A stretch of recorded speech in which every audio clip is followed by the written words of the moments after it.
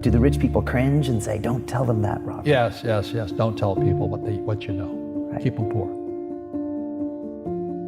So my father was the head of education, PhD, all that stuff.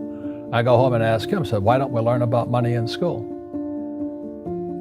And he looked at me and says, because the government doesn't let us teach that subject. The government tells us what we can teach and what we can't teach. And I thought that was strange. And I said, but aren't we going to school to learn about money? He says, no, your job is to get a job.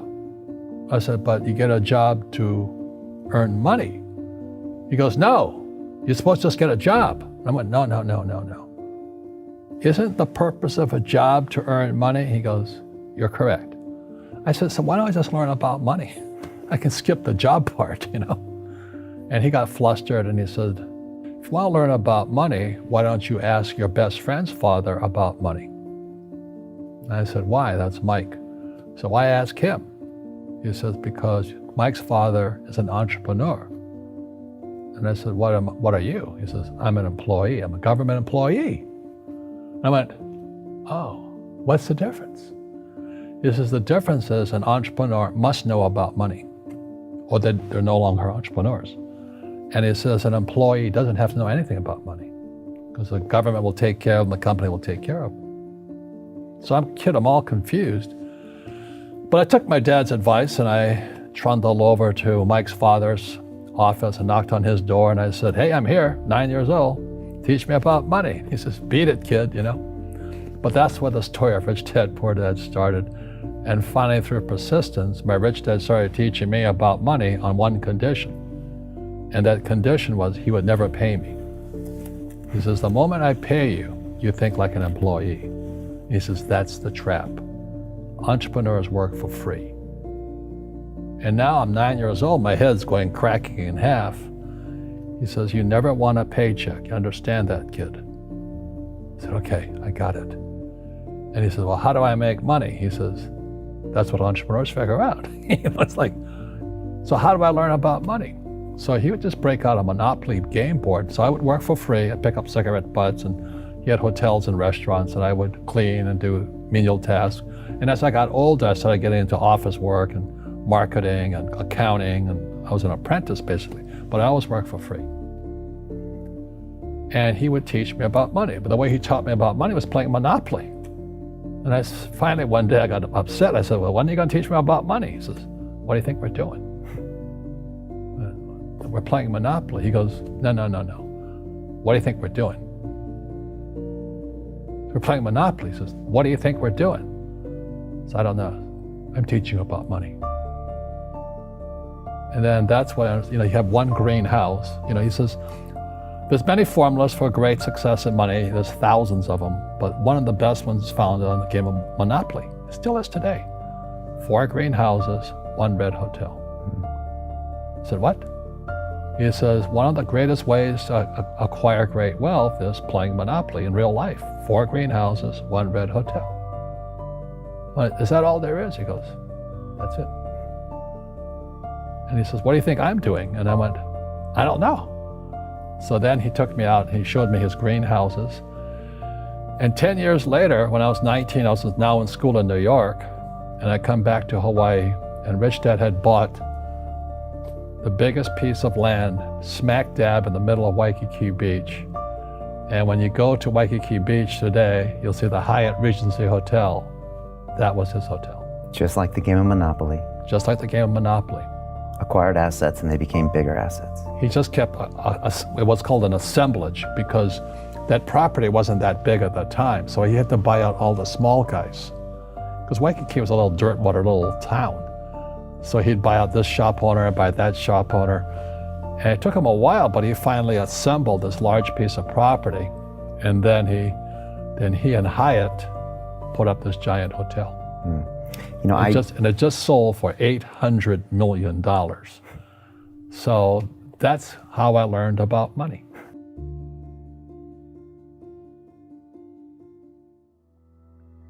I've had financial crashes. I've had people stab me in the back, but they're all good because I grow from it. That's spirituality. Right. You know, people who are afraid of making mistakes, like they teach in school, they don't ever grow.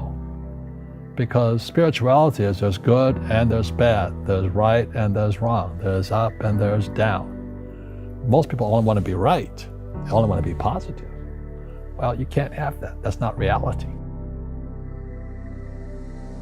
Well, I wasn't poor by most people's standards, but I came from a family with a poor attitude, if you know what I mean. Because rich, poor, middle class, poverty starts with a fundamental attitude. Poverty is passed on. It's taught in your families. And middle class is taught in families. And so the people right now who are sitting at home, who are struggling financially or worried about money or unhappy, they may be making a lot of money, but unhappy with what they're doing, it was probably taught to you. You know, your superego was taught, get a job, work hard, or you'll never be rich, or the rich are evil, or whatever. The school system will never teach you about money. The school system was designed to teach you to be an employee, which is important, or a doctor or a lawyer, a specialist, but never about money.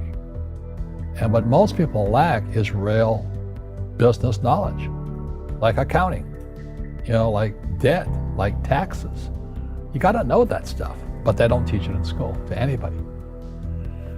So, and then when people ask me, how did your rich dad learn this when your poor dad, a PhD, didn't? And the answer is very simply, my rich dad, who's my best friend's father, his father died when he was 13. So his rich dad had this family business at 13 to run. So he had to drop out of school, which was his blessing. You know, there's blessings, and you know, sometimes the blessing doesn't look like a blessing, but it turned out to be a blessing.